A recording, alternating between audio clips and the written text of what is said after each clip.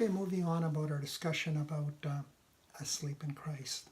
And I'm not trying to offend those who believe in soul sleep. I'm simply stating what it says in the Word of God regarding our bodies and our soul and spirit.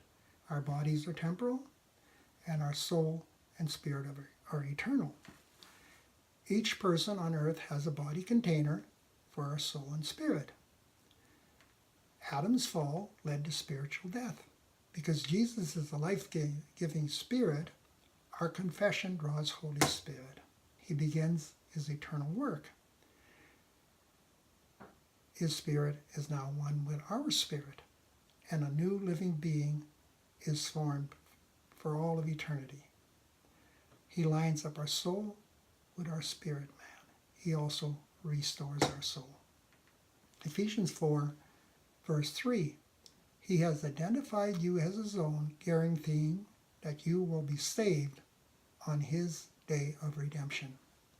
2 Corinthians 6:17. The person who is joined to the Lord is one spirit with him. God speaks to Moses from the burning bush. Mark 12:25. Long after Abraham, Isaac, and Jacob had died, God said to Moses, I am the God of Abraham, Isaac, and Jacob. He is God of the living, not the dead. This was Jesus speaking. He said, you greatly err in this matter. In Jude 8, Michael contends with the devil for the body of Moses. Now Moses needed a body for the Mount of Transfiguration. Otherwise nobody would see him.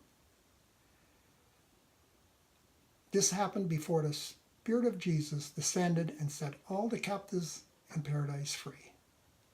Psalm 68:18 and Ephesians 4 verse 8 states that he ascended, he led a crowd of captives and gave gifts to men.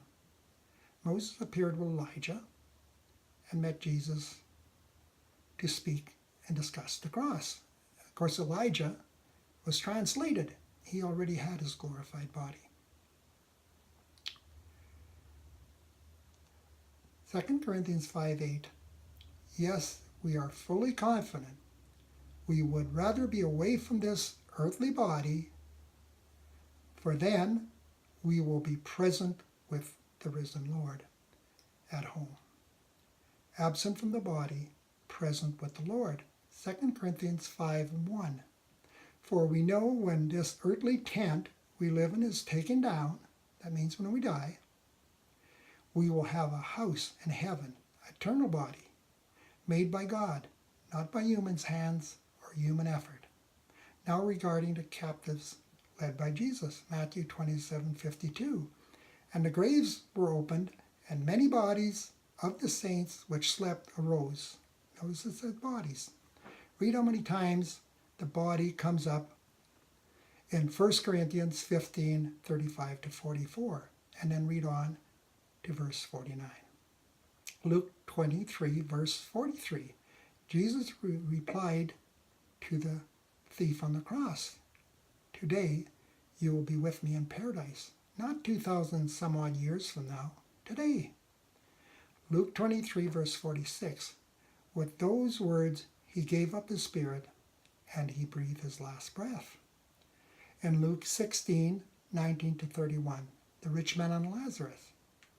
The poor man died and was carried to Abraham by an angelic escort to protect him. The rich man was simply buried when he died. His soul went to the place of the dead, a place of torment.